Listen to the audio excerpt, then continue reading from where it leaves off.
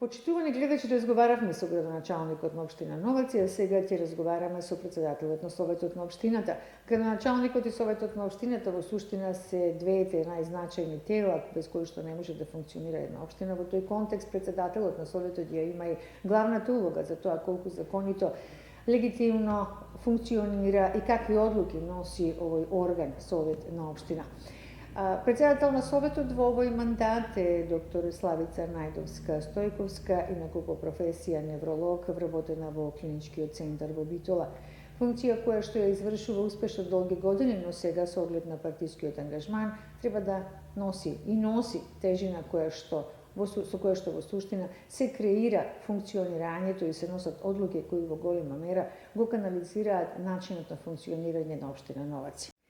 Посакувам добар ден, благодарам што ја прифативте поканата и моето прво прашање би било кој е вашето мислење за пристапот на подигнување на нивото на свесноста на советниците, односно апелот на свесноста на советниците, наспроти, од друга страна, притисоците на политичките партии на кои што тие припаѓаат. Советниците се од различна провиниенција, партиите се обидуваат да вршат притисок на нивното функционирање. Колку тие совесно функционираат, особено кога се има предвид и фактот дека може дополнително да бидат едуцирани по принципот на образование за возрастни преку таа проектна стратегија за едукација на советниците. Добар ден, добро ни дојдовте во општината, благодарам за поканата. Да, точно е тоа дека на ниво на држава постои стратегија за образование и акцијски план кој што се спроведува во периодот од 2018 до 2025 година. Меѓутоа, сметам дека секое дополнително образование и усовршување на советниците е нивен личен избор и право. Во однос на партиските притисоци, ако зборуваме, сметам дека при креирање на советничките листи, нели секоја партија има тенденција да креира победничка советничка листа, води сметка за свесноста и за нивото на образование за секој советник, нели и дека секој советник го запознава со работата на локалната самоуправа, неговиот ангажман, неговата одговорност, затоа што во спротивно сметам дека би се соочиле со изборен пораз. Така. Значи, дали мислите дека општинските советниците во општината со својот ангажман, со своето функционирање, воопшто ангажирање во работата на Советот придонесуваат за зголемување или намалување на имиџот на општината и дали постои голем процент на такви советници во општините? Во овој случај сепак зборуваме и за општина Новаци или станува збор за ирелевантност со оглед на овие воспоставени односи на партиската моќ во советите? Видите вака, секој дополнителен ангажман на советниците надвор од седниците на Советот и од комисите, секако дека допринесува за имиџот на општината. Јас можам да речем дека ние имаме добра соработка со советниците и од партиското мнозинство и од опозицијата, особено кога станува збор за учество на разни настани кои што се организирани од општината, да, исто така за обуки на советниците без разлика од кои донатори се донесени. Дали сметате дека треба да постојат одредени награди или, од друга страна, казни за активноста и пасивноста на советниците во рамките на Советот? Се случува многу често да има советници кои што навистина го одседуваат или така наречено вулгарно кажано одспиваат својот мандат. Дали сметате дека треба да постои казнување и од друга страна наградување за оние кои имаат навистина активен однос, кои се постојано ангажирани во работата на Советот? Видите вака, јас пак ќе се навратам можеби на првото прашање. Кога веќе се креираат листите, треба да се внимава на свесноста на советниците. Тие доследно да си ја вршат работата, заради тоа што советниците имаат собствен хонорар за тоа што извршуваат улогата на советник. Тие треба да знаат како работи локалната самоуправа, кои се нивните надлежности, за да не биде случај да има потреба од санкции или да има потреба од дополнителни мотивации во нивната работа. Заради тоа што тие за тоа се избрани од народот. Така. Како функционираат комисиите или како да профункционираат, доколку не функционираат добро, комисиите на советите надвор од онаа партиска битка? Постојат ли предлози и модели за тоа? Дали имате доволно простор, дали има доволно буџет, дали има пристап до експерти, дали е возможно актите кои одат до комисиите на советот пред време да бидат испратени на јавна дебата? Потоа заедно со сите забелешки да бидат ставени повторно на гласање пред комисиите и советот. Дали тоа би имало поголем позитивен ефект, односно граѓаните на тоа позитивно би реагирале или пак би забележувале?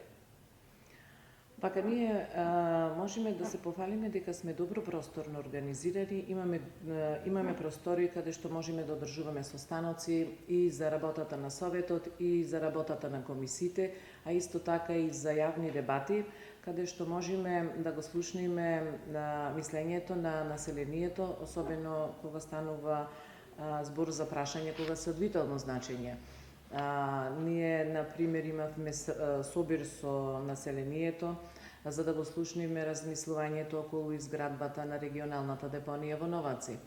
Исто така, непосредно во изминатите денови имавме информативни состаноци со жителите на општина Новаци за да го слушнеме нивното размислување и да бидат информирани за реконструкција на уличната мрежа која што сега ќе се гради и води до индустриската зона во општината. Така да секогаш кога сметаме дека треба да биде слушнато мислењето на населението, секогаш излегуваме во пресвет и организираме јавни дебати. Се пропагира дека курсевите за обука на советниците и општинската администрација треба да бидат испорачани од специјализирани групи на граѓанското општество во заедниците. Според вашето искуство, освен обуките на ЗЕЛС кои ги испорачуваат за општините, дали сте идентификувале такви невладени организации со потребна експертиза и дидактичко-методолошка основа за да ги задоволат барањата за утилитарност, техничка и правна валидност и разбирливост? На платформата за e-учење, која што е изградена во рамките на проектот за зајакнување на општинските совети, за секој наш советник е креиран профил. Секој советник преку платформата може да следи интерактивни обуки, кои што се од 11 области во надлежност на советите на локалните самоуправи.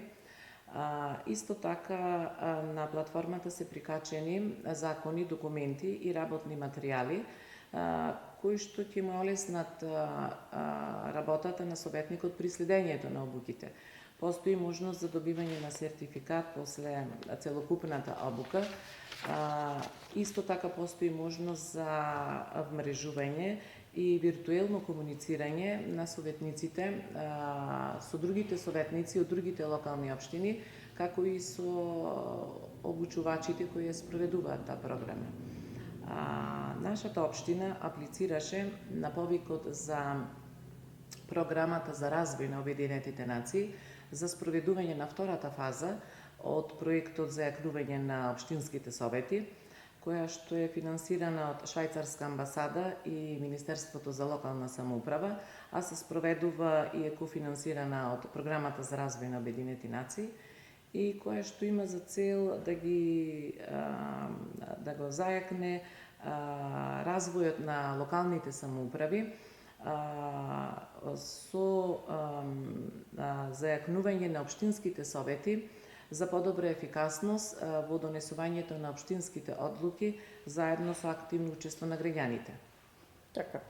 Како ги оценувате овие предстојни проектни активности каде што се нуди подигнување на капацитетот на советниците преку подочно неговите вештини, преку мрежа на општински советници, како што впрочем и кажавте, соработка со другите со советниците од другите општини, преку платформа за развој на добри практики и пренесување на знаењата, присуство на општинските советници во делегациите на различни мрежи и така натаму. Секое вклучување на советниците во било какви мрежи, платформи или проектни активности секако дека возможува нивно дополнителна едукација за соодветна проблематика и на тој начин се стекнуваат со искуство и знаење со кои што можат да ги разменат со другите советници од другите локални самоуправи. Дали советниците реално може да ги остваруваат своите надлежности или пак функционираат, мислам и дека делумно го одговорив тоа прашање, или функционираат врз основа онака како што ги добиваат насоките од партиите каде што припаѓаат. Значи, советниците по закон имаат многу надлежности, Така. изразена улога на мониторинг на буџетско трошење. Дали реално советниците може да ги остваруваат овие надлежности? Точно е дека постои закон за мониторирање од страна на советниците за трошењето на буџетските пари. И во општина Новаци се почитува тој закон. Секогаш на совет се разгледуваат квартални извештаи, програми за јавни набавки, завршните сметки на општината, како и завршните сметки и сметките од предпријатијата чија основач е нашата општина. Исто така се разгледуваат и барања за трошење на буџетските пари од страна на невладини организации за нивни активности, за социјална помош, како и учество на општината, на сопствено учество на општината во некои проекти. Така. И да завршиме веќе со ова прашање, дали во општините постои активен мониторинг од страна на советниците во однос на извештаите на градоначалникот?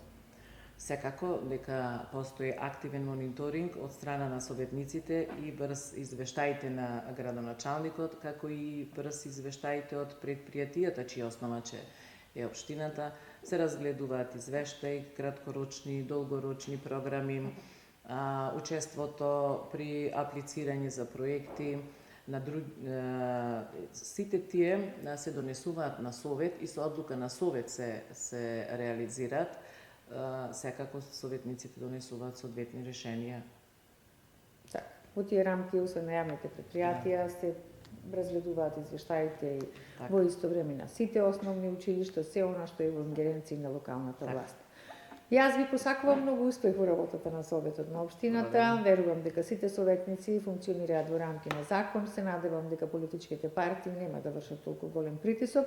Оценката и на градоначалникот, впрочем, еве и вашата е дека советниците во рамки на Советот на општина Новаци навистина делуваат, действуваат конструктивно.